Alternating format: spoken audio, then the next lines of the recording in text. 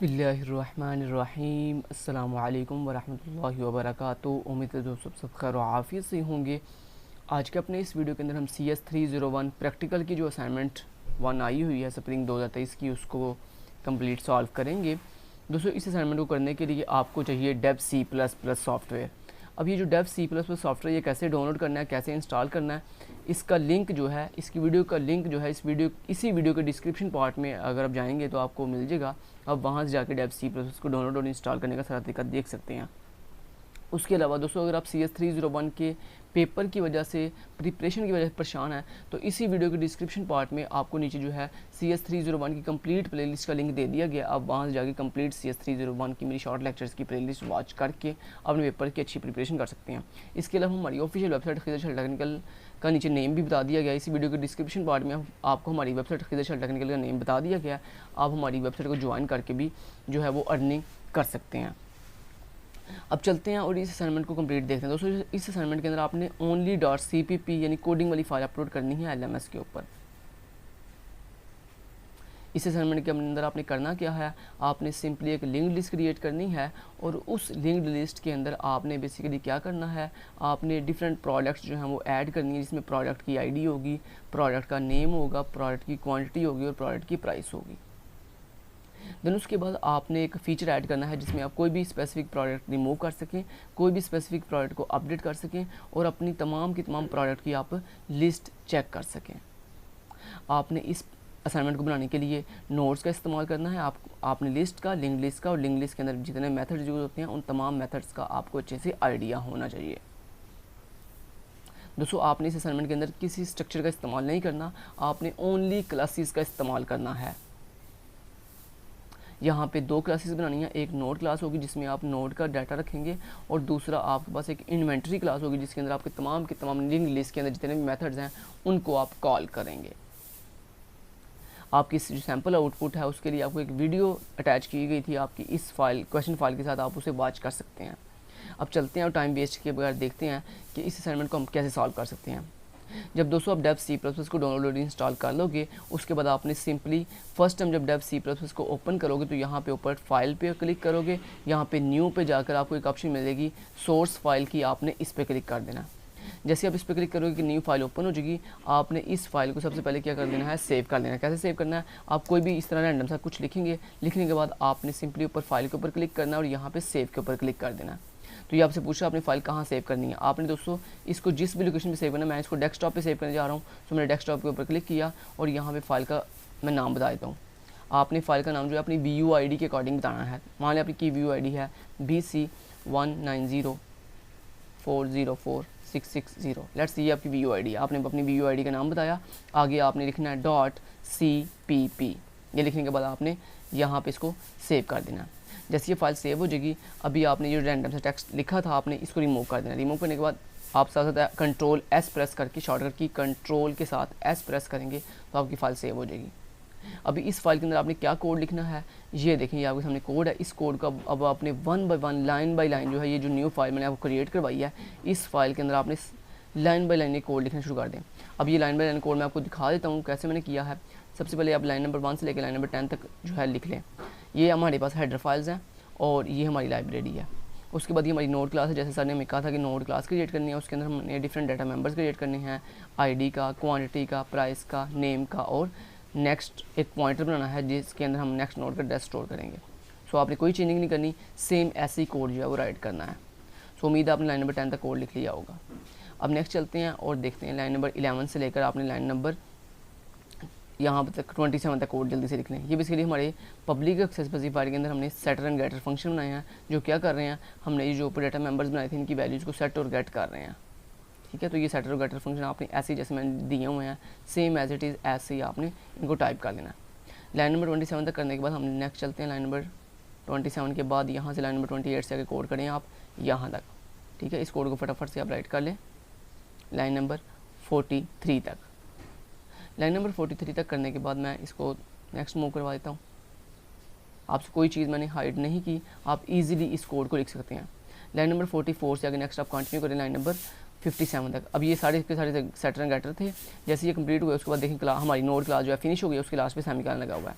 Then अगली हमारी class start हो रही है इन्वेंट्री के नाम से, जिसके अंदर हम अपनी लिंक लिस्ट के तमाम मेथड्स को इंक्लूड करेंगे। अब उसके अंदर मैंने एक प्राइवेट एक्सेस स्पेसिफायर के साथ एक हेड पॉइंटर बनाया है जो क्या करेगा, हमारी लिंक लिस्ट की फर्स्ट नोड को पॉइंट आउट करेगा। यहाँ तक करने के बाद मैं इसको स्क्रॉल करके नीचे ले जाता हूँ।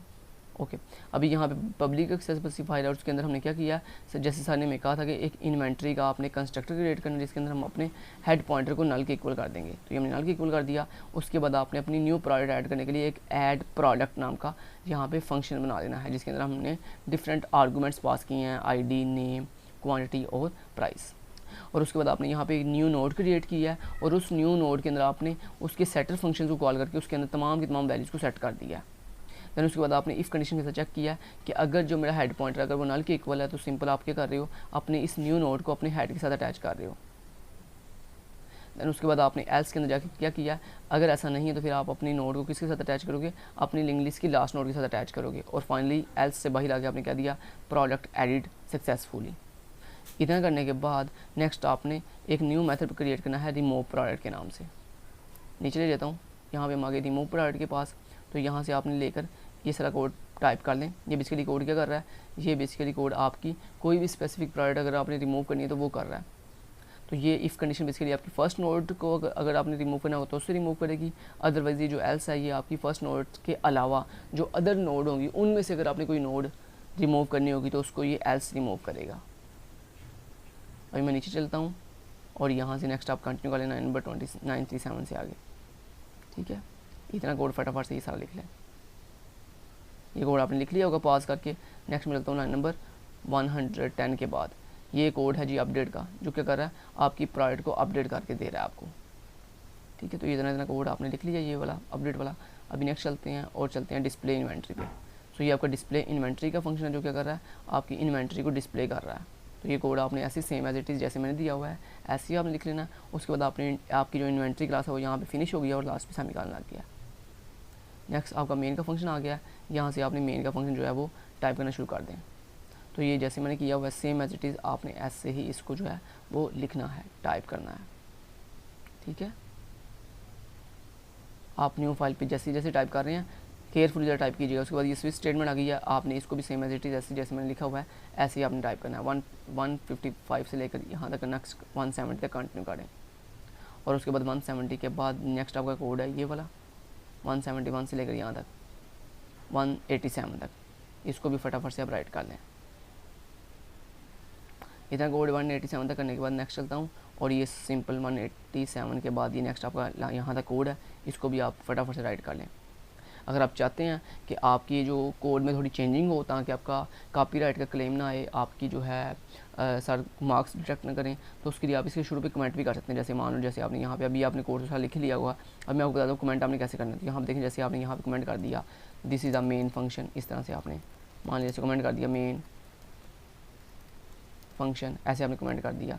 ठीक है, अगर आपने ये कमेंट नहीं भी करना तो आप ऐसे कर सकते हैं कि आप शुरू पे आकर यहाँ पे आएँ, फाइल के शुरू पे, यानी ये जो न्यू फाइल आपने बनाई थी इस फाइल के अंदर आपने इस तरह कोड तो राइट कर लिया होगा जैसे मैं करके दिखाता हूँ। कॉपी किया और ये न्यू फाइल के अंदर हमने सारा कोड पेस्ट कर दिया। ठीक है, अभी आपने क्या करना है, अपनी फाइल के शुरू पे जो है 200 ये कर देना है, आपने अपना नेम ऐड करना। अब नेम ऐड करने के लिए आपने सबसे पहले इस तरह 2 फॉरवर्ड स्लैश लगानी है, ये 2 फॉरवर्ड स्लैश लगानी है, इस तरह बैक स्लैश नहीं लगानी, ये बैक स्लैश होती हैं, ये नहीं लगानी। इस तरह आपने फॉरवर्ड स्लैश लगानी है और अगर लिखना है माई नेम ऐसे खिज़र शहाल। ठीक है, इस तरह से अपने नेम टाइप कर लेना है, अपनी इस तरह क्लास ऐड कर लें माई प्रोग्राम। ठीक है, BSCS, इस तरह से मतलब कुछ भी आप टाइप करते जाओ। ठीक है, तो ये आप टाइप कर दीजिएगा खुद ही आप। ठीक है, तो इस तरह आपने ये जो न्यू फाइल मैंने आपको बनवाई है आपकी VUID के साथ, जब आपकी ये कंप्लीट हो जाएगी सारा कोड आप इस तरह टाइप कर लोगे। उसके बाद सिंपली आपने यहाँ पे इसको कंपाइल कैसे करना है, ये ऊपर आपको 3 कलरफुल बटन नज़र आ रहे हैं, इनमें जो तीसरा बटन है आपने इस पर क्लिक करके इसको कंपाइल कर लेना है।